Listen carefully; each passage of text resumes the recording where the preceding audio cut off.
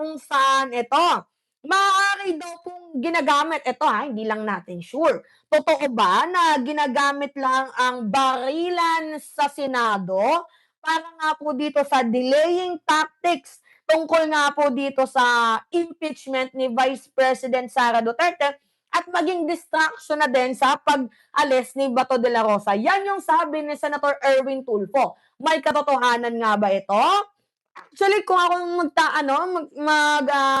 mag-a-analyze, posible. Distraction ng putukan para makaalis si Bato at distraction na rin ito para sa impeachment ni Vice President Sara Duterte. 'Di ba?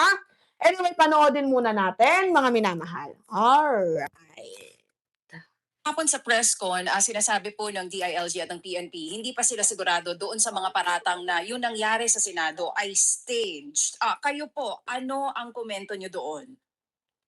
Ayaw ko naman po sabihin stage DJ Chacha.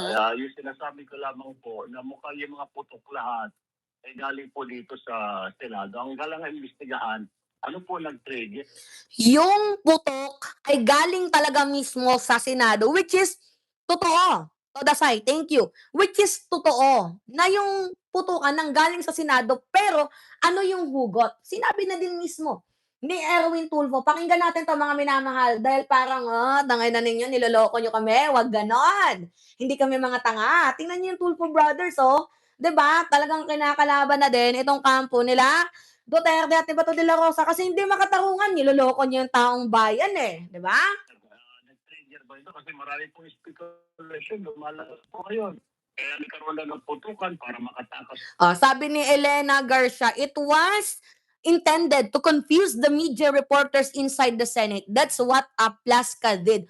Totoo, mga minamahal. Kaya nga tingnan ninyo, iba-iba sila ng liriko dahil sila mismo parang nauhulog sila sa sarili nilang drama.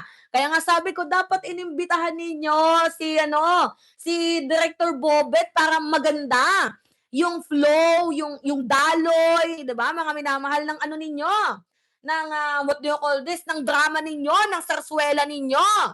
'Di ba? Okay na tayo sa mga aktor Nandiyan na si Robin Padilla, si Amy Marcos na nagla-live, kaso mali. May kulang mga minamahal. Yung presence at yung ano ninyo, yung mga statement ninyo, kaya ba gusto ninyong paimbestigahan itong si Melvin Matibag dahil gusto nyo si Melvin yung maipit dito? Yun ba yun, mga minamahal? Kaya gusto nyong ipitin itong si Melvin Matibag? Naku po. Anyway, i-like nyo yung video natin kasi malaking tulong to yung pagla-like ninyo para po kumalat sa mga viewers. Yan po yung hinihiling natin. Kahit di na po kayo magpalipad, masaya na po yung loob natin dyan. Basta i-like nyo lang yung video para nakukuha ng mga kabataan. Tapos nire-repost nila yan, mga minamahal. Anyway, continue tayo. Pero kung titignan po natin yung timeline, yung oras po ng putukan, nandun po si Bato. Kasi sinasabi, lumabas na si Senator Bato, bandang alas 12:30 na. Siguro baka yun po smoke screen para stand down man po yung mga... Narinig ninyo? Baka siguro yun po ay smoke screen. Thank you, IQ Gems. Di ba mismo? Si Tulfo na mismo yung nagsabi, smoke screen. Alam niyo yung smoke screen? Palabas lang. For example, yung war on drugs ni former President Duterte. Sinasabing kontra laban sa illegal na droga. Pero ang totoo, sila ang nagsusupply ng droga sa buong Pilipinas at buong Asia. Yun po yung tinatawag na smoke screen. Palabas lang nila na anti-drug war sila, pero ang totoo, kinakalaban nila yung mga negosyante dyan sa droga. Ganon. Kumbaga, smoke screen lamang itong palabas nila tungkol dyan sa Senado. Smoke screen lang yan para mapatakas si Bato. Distraction sa madaling sabi. At tingnan naman ninyo, kasakto-sakto, yung Supreme Court naglabas din ng balita. 'Di ba?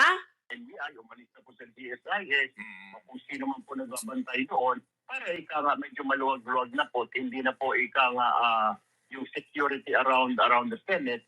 So, kaya po siguro nakalabas po si Senator Bato. Yun lang po yung nakikita ko. Maaaring ginamit yung smoke screen or to divert attention. Pero not necessarily sa oras na yun, ginamit yung para makalabas si Senator Bato. Kasi alas 12:30 pa naman lumalabas sa timeline, lumabas po siya ng Senado. So, palagay ko ho, parang to stand down na siguro para ika nga back to barracks yung mga NBI or what have you, kung sino man po doon, para ika nga medyo lumuwag yung security sa perimeter po ng Senado. Oo. So, balikan ko po yung sinabi niyo, smoke screen, ginamit yung insidente, smoke screen sa pagtakas. Paano po ulit?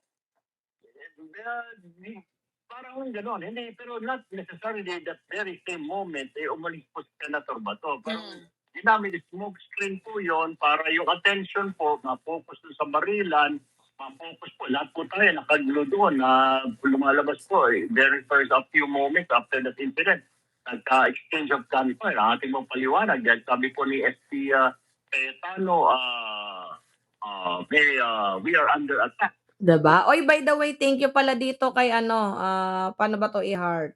Dito kay Becol Manoragon. Oo, maraming salamat sa iyong palipad, boss, at malaking tulong po 'yan dito sa ating munting channel. I-shoutout po ninyo si Bicol Manoragon, 'di ba? Anyway, continue tayo. Continue din sa likes and share, mga minamahal, para makatulong po sa ating munting channel at sa mga kabataan na mas spread ang balita para hindi na po nabubulag, 'di ba? Napapalawak natin yung ating boses. At maraming salamat sa mga sumusuporta. Anyway, sabi ni Erwin Tulfo, mga minamahal, tiniming nila, bukod sa timing, smoke screen na din nito para ma-divert yung attention. May putukan, pero ang goal, mapatakas si Senator Ronald Bato de la Rosa. Kumbaga, bilang senador, naamoy niya na eh. Putik kayo, lolokohin niyo pa kami?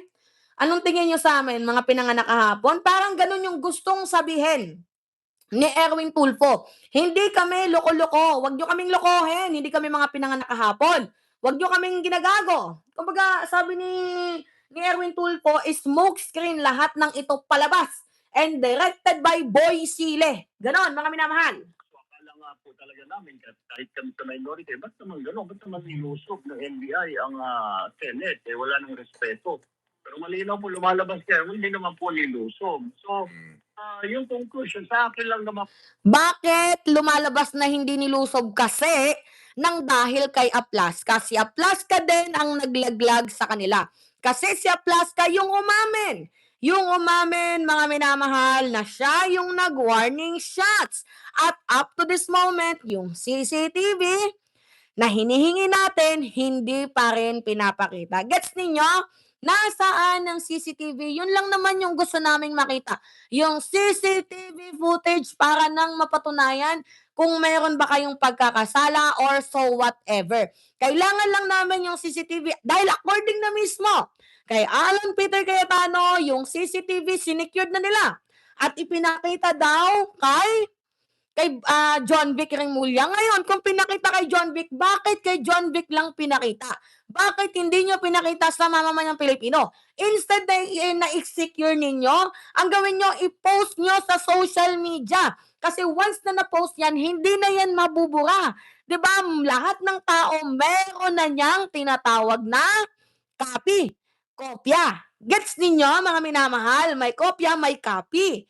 'Di ba? So bakit nyo kailangang itago sa Pilipino? Kawawa ngayon driver walang kinalaman na pagbintangan sa kasong hindi niya naman kasalanan. 'Di ba, mga minamahal? Po ito, tinitingnan ko na maaaring mong smoke screen ho yun kasi alam mo natin mahigpit. Nandun ho yung NBI bago po yung putukan. Nandun sila dahil naantamayan ng si Bato. After that po, mukhang nag-stand down po ang NBI. Iba po, umuwi na sa kanilang mga barracks, headquarters po nila. Wala pong natira. Kaya nagkaroon po ng ikang lax doon sa security sa perimeter po ng Senado. Kaya nakalabas po ang Senador De La Rosa. Diba? Kumbaga parang nag-imbestiga Self-investigate na din itong si Erwin Tulfo. Hayop kayo, niloloko nyo kami, walang ganon. Oo, mga minamahal. Huwag nyo kaming mga pinagloloko, 'di ba? So ngayon, NBI, ito, actually, gawin natin dito, mga minamahal, ipakalat natin tong mensahe na to, oo. Ito ha, yung CCTV kinatay, 'di ba, para palabasin na walang attack sa Senado. Tingnan ninyo, si Aplaska huli dito. Yari ka ngayon, Aplaska. Pakita natin yung balita para nang matauhan, mga minamahal. Splice ang CCTV, wag niyo kaming niloloko. Basta talaga mga DDS 'no, magaling magsinungaling. Ito pakita ko sa inyo. Hayop ka, Plaska, kaya walang CCTV, kaya hindi niyo mapakita kasi merong nawawalang anggulo.